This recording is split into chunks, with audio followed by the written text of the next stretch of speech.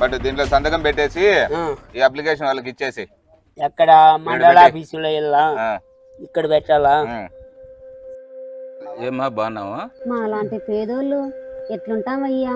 4 రోజుల నుంచి తిరుగుతున్నావు. ఎంఆర్ఓ సార్ వచ్చినారు, వెళ్ళి కలువు. నేను ఎంఆర్ఓ కోసం రాలేదయ్యా. ఎవరి కోసం వచ్చినావమ్మా? నెల ముందు ఒక ఆయన నెల తర్వాత ఇక్కడికి రా అన్నారు చెప్పారయ్యా, అందుకే ఇటుకు వచ్చినానయ్యా. ఎవరైనా? తెలీదన్నా. ఆయన పేరైనా తెలుసమ్మా? తెలీదన్నా. ఆయన ఊరన్నా తెలుసమ్మా?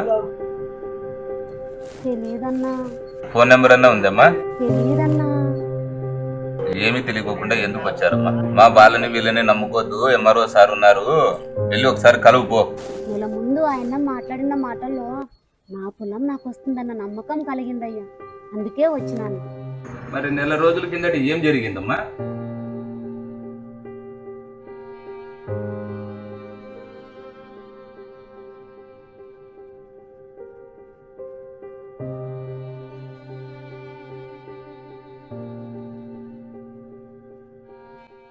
సార్ నమస్తే సార్, నా భూమి నాకు ఇప్పించండి సార్. నా భూమిని ఎవరో కబ్జా చేశారంట సార్. అమ్మా అది ఎవరు కబ్జా చేయలేదమ్మా, అది బ్రతుకున్నప్పుడు నీ మొగుడే కబ్జా చేసినాడు. అది ఇప్పుడు నిజమైన హక్కుదారులు వచ్చినారు వాళ్ళు, కాబట్టి నీకు ఎన్నిసార్లు చెప్పాలమ్మా? ప్రతిసారి వచ్చి విసిగిస్తావు నువ్వు. వెళ్ళిపో. సార్ నీ కాలు మొక్తాను సార్, నా భూమి నాకు ఇప్పించండి సార్. నా భూమి నాకు ఇప్పించండి సార్, లేకపోతే ఇక్కడ పురుగుల మందు తాగి చచ్చిపోతాను సార్, చచ్చిపోతే భూమి వస్తుందమ్మా? వ్యవసాయం చేయాలంటే నువ్వు బతికుండాలి కదా, నాతో రామ్మా.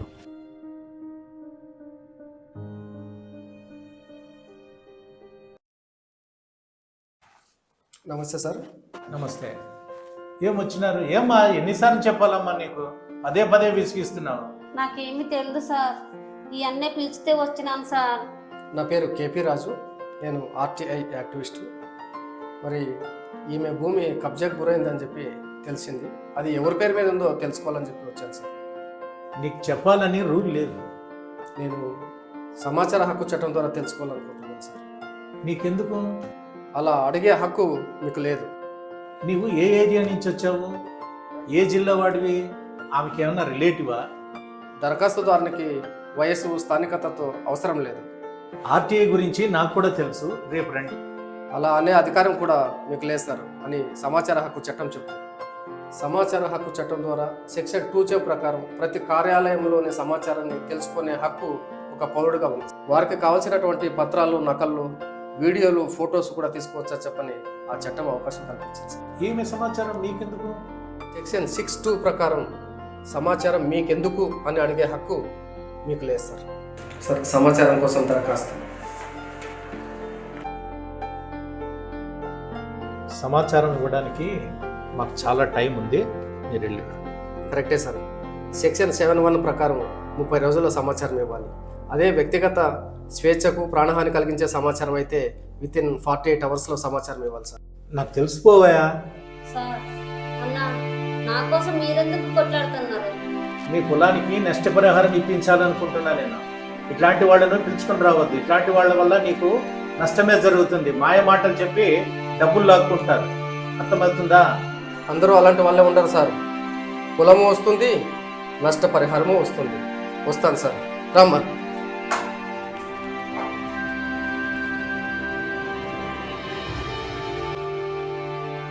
అదిగో అన్న ఆయన్నే.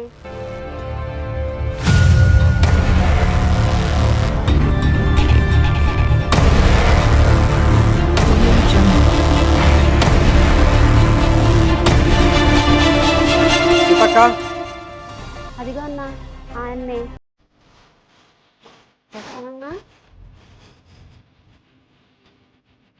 నమస్తే సార్. నమస్తే అమ్మా. ఎంఆర్ఓ దగ్గరికి కుదంపమ్మా. నమస్తే సార్. ఏమ్మా మళ్ళా వచ్చినావు? ఈసారి చెప్తే అర్థం కదా.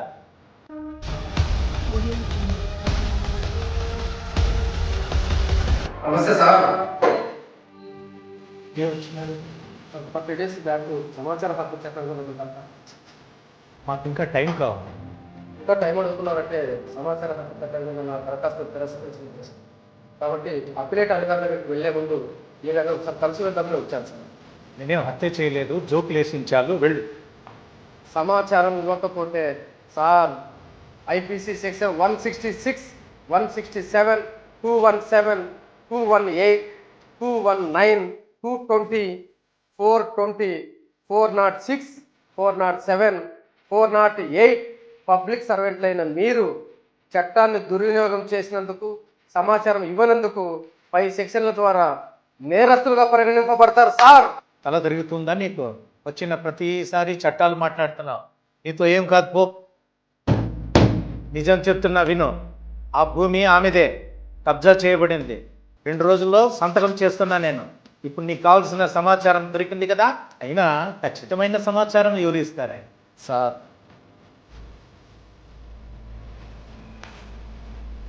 ఇది మండల అభివృద్ధి శాఖ కార్యాలయం నుంచి తీసుకున్న సమాచారం సార్.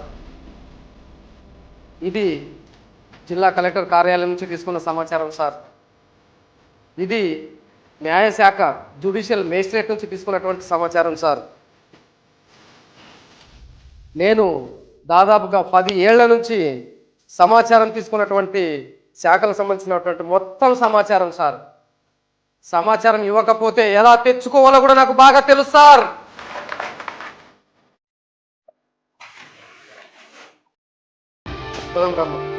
సార్ అన్నా, ఇదంతా చూసిన తర్వాత నా పొలం నాకు వస్తుందన్న నమ్మకం పోయిందన్న. సార్ మీకు దండం పెడతాం సార్. ఆ పొలంలో నా మొగుని సమాధి ఉంది సార్. నా మొగుని సమాధి ఉంది సార్. కానీ సమాధి పక్కన కొంచెం జాగా ఇప్పియండి సార్. నేను బతకను సార్. మీరు చచ్చిపోతే ఆ జాగాలో కూర్చోండి సార్. ఏడ్చదమ్మా, రా. అవే వస్తాయి రమ్మా, రా. ఎందుకు రావు? రా.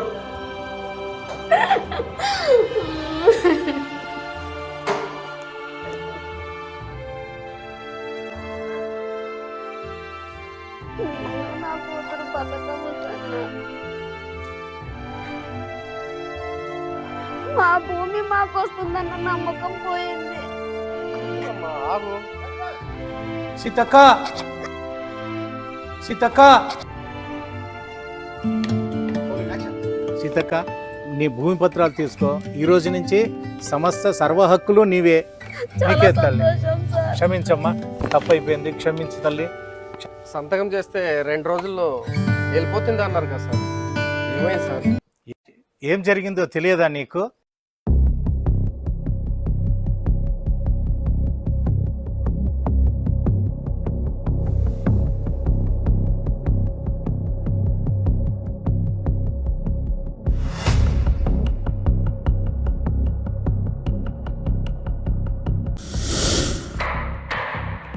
ఇప్పుడు నిజం చెప్తున్నా నేను. ఆ భూమి ఆమెదే, కబ్జా చేయబడింది. 2 రోజుల్లో సంతకం చేస్తున్నా నేను.